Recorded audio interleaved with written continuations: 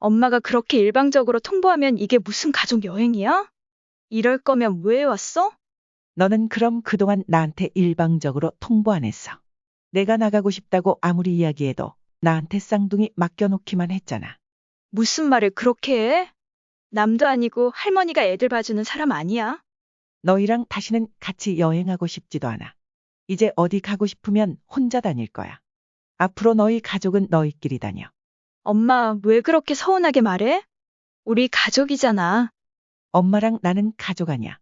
나도 그렇게 생각했지. 그런데 너희는 엄마를 보모로 보는 것 같더라. 너희 편한 대로 부려 먹으려고만 하지. 나는 너희 여행 도우미가 아니야. 저는 용인에 살고 있는 67의 정희입니다. 제게는 큰아들 하나, 작은 딸 하나, 2명의 자식이 있습니다. 두 아이 모두 저에게는 소중한 존재이지요. 그런데 요즘 들어 아이들도 저를 그렇게 생각할까 하는 의문이 들곤 합니다. 예전 같으면 주저없이 고개를 끄덕였을 테지만 결혼하고 가정을 꾸린 아이들과의 거리감이 점점 느껴지면서는 선뜻 대답하기가 어려워졌습니다. 아이들이 결혼하고 나니 몸도 마음도 멀어진 느낌이 자주 들곤 합니다. 사실 어쩔 수 없는 일이죠. 언제까지나 저희 품에만 있을 수는 없으니까요.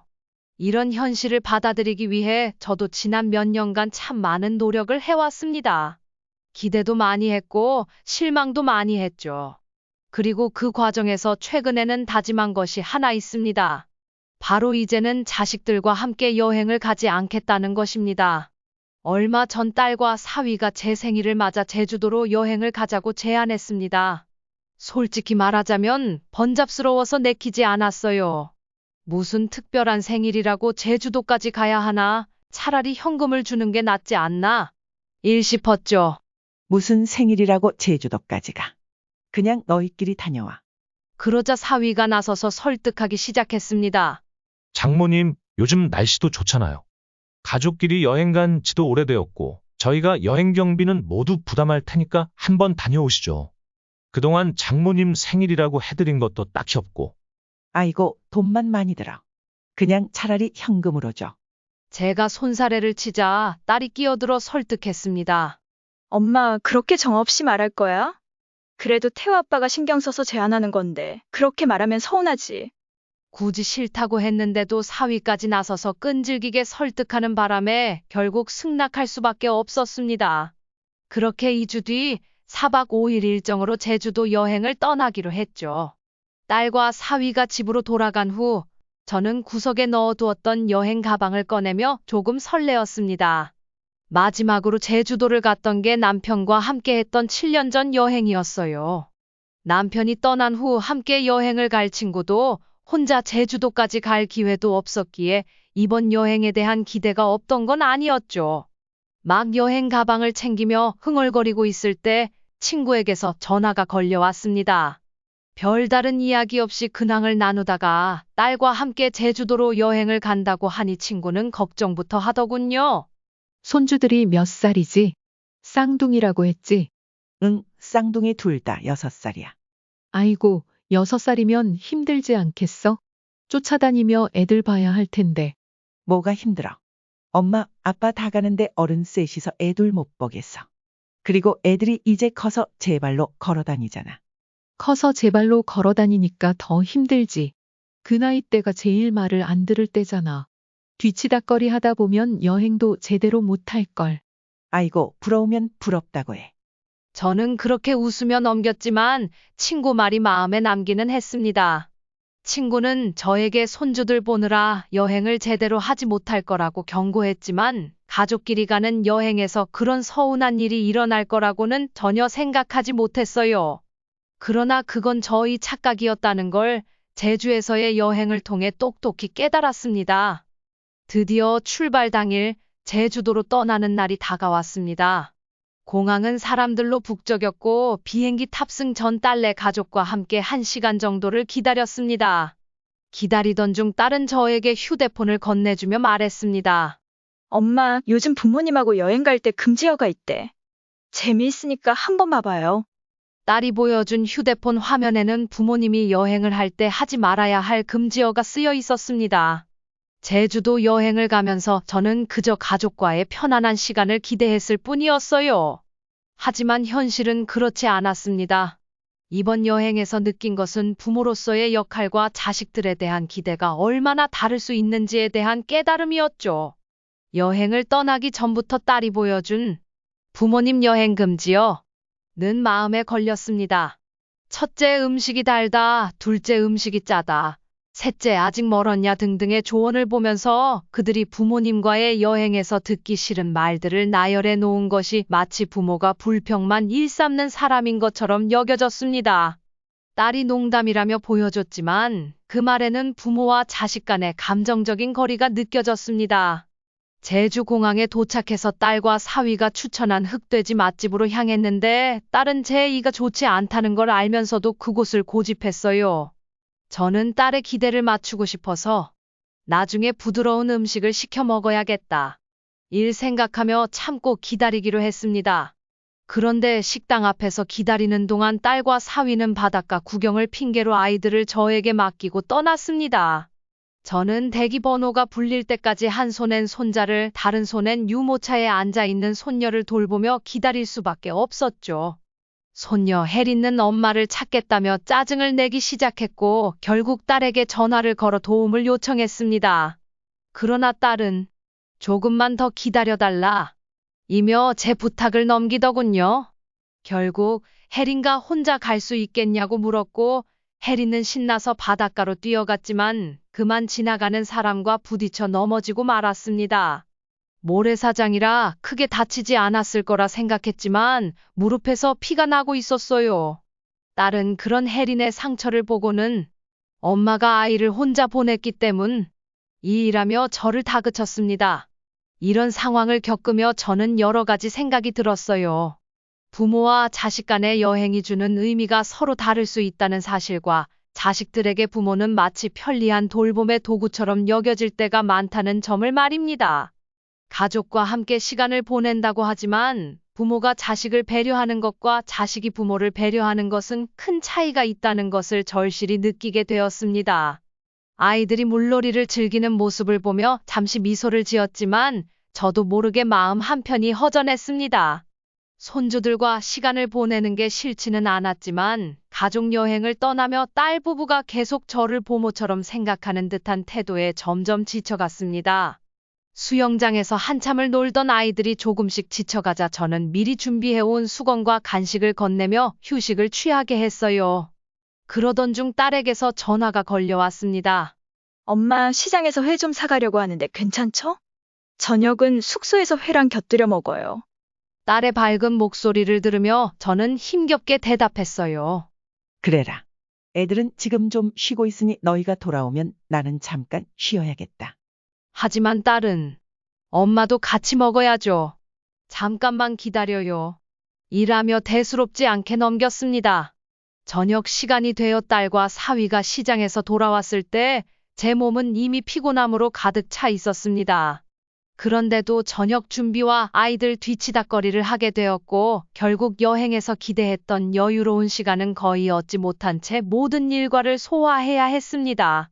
아이들이 잠자리에 들자 겨우 저도 쉬려 했지만 딸이 엄마, 이번 여행은 진짜 가족여행이라 좋네요. 라며 웃어 보였을 때 복잡한 마음이 들었습니다. 가족여행이란 무엇인지 그리고 진정한 가족의 배려가 무엇인지에 대해 깊이 생각하게 된 순간이었습니다. 손주들을 돌보는 것이 여행의 대부분이 되어버렸습니다. 기대했던 여유로운 휴식은 온데간데 없고 아이들 쫓아다니며 하루를 보낼 수밖에 없는 상황이었죠.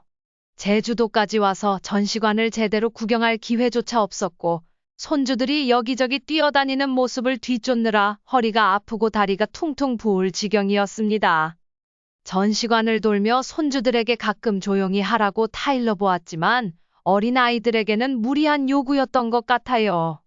두 아이는 시종일관 천진난만하게 뛰어다니며 장난을 치고 저는 그 뒤를 따라 다니느라 전시관의 조명과 영상 속 아름다움을 제대로 느낄 겨를이 없었죠.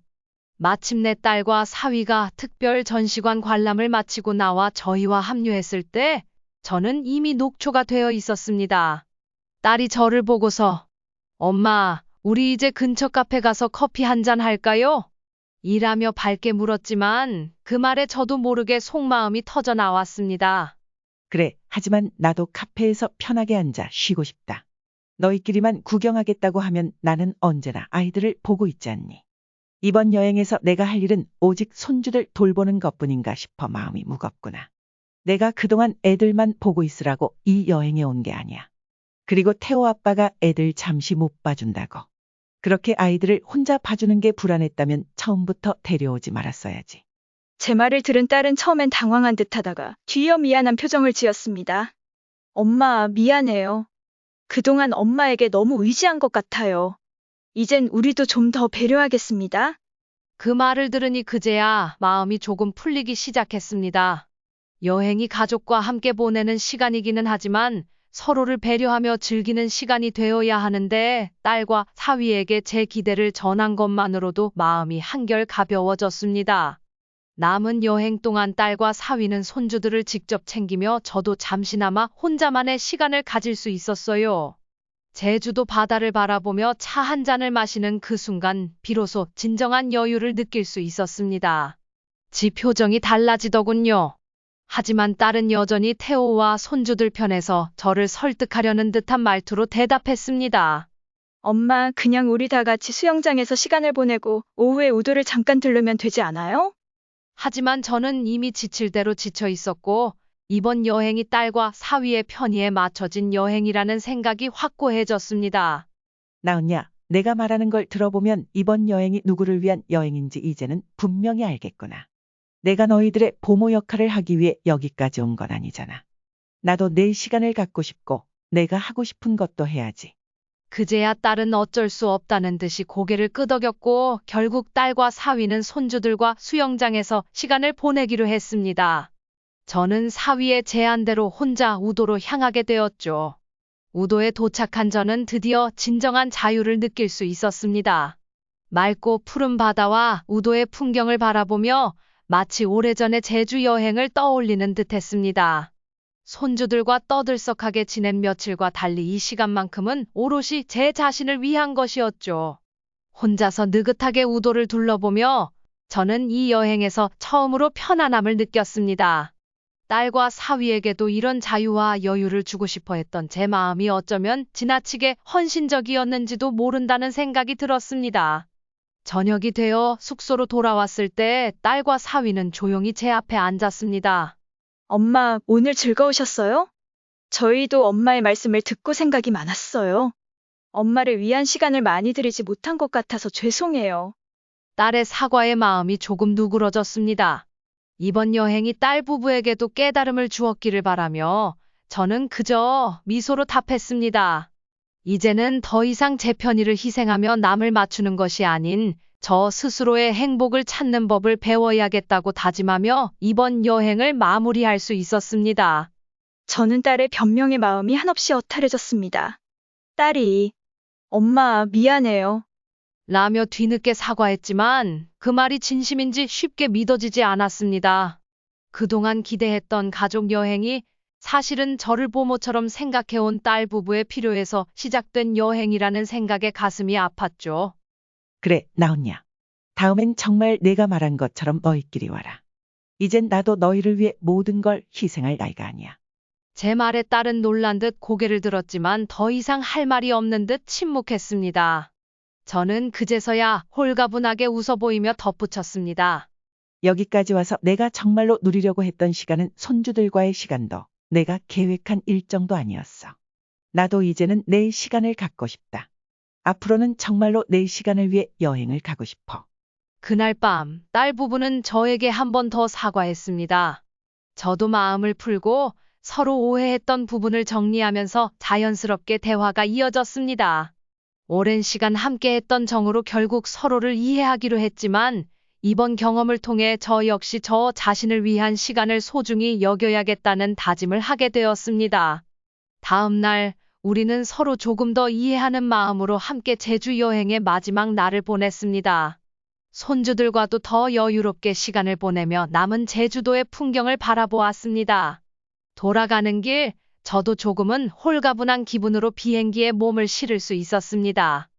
이번 여행을 통해 제가 느낀 건 자식에게도 자신의 삶이 중요하지만 부모에게도 자신의 삶이 무척 소중하다는 것이었습니다.